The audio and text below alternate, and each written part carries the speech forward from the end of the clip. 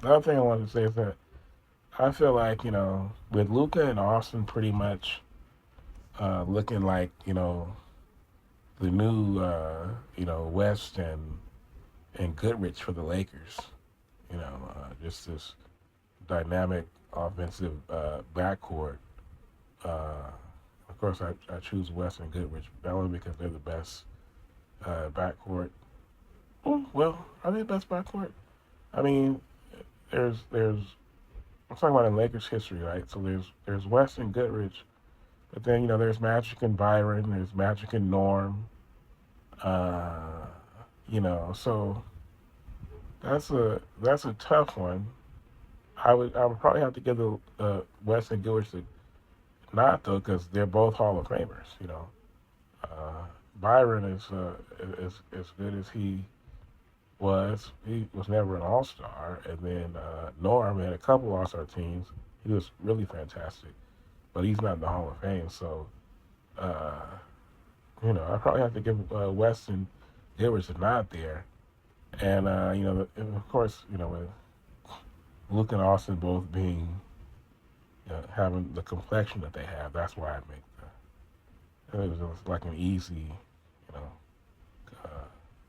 connection to make. Um, but yeah, I feel like the way that Luca and Austin are playing, uh, it,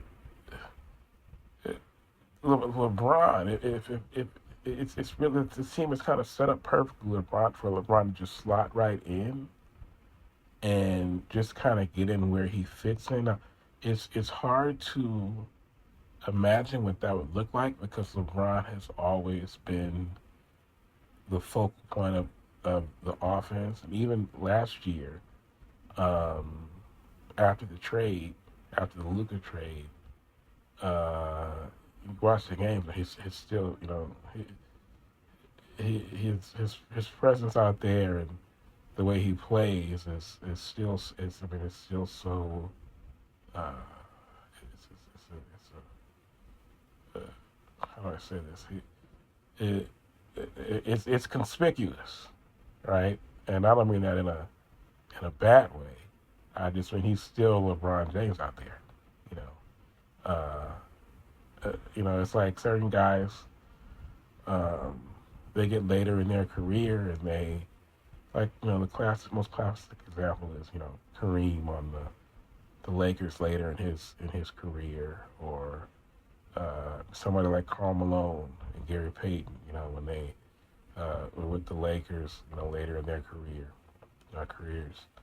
Uh, we have these all-time great players, and they're able to take a lesser role, and it doesn't seem weird, really, right? But with LeBron, um, because of the way that he plays, because he needs the ball, and even last year, like I said, after the trade with him uh, playing off the ball a little bit more, uh, it's like it's hard for him to be inconspicuous out there. But if there's a way for it to happen, where he maybe averages, 18 to 21 points a game or something like that, uh, and like I said, just sort of fits, gets in where he fits in, while Luca and Austin, who are much younger, they carry the offense on most nights. Uh, that would be that would be amazing. But it's hard. Like I said, it's hard to imagine what that looks like because LeBron has always been someone who, whenever he's on the court, he attracts so much attention and he does so much. It's hard to see imagine what that would look like. But if it could happen, that would be great. You know. So uh, we'll just have to see. You know. How it works out. But yeah, I was talking to Galvez, I think yesterday.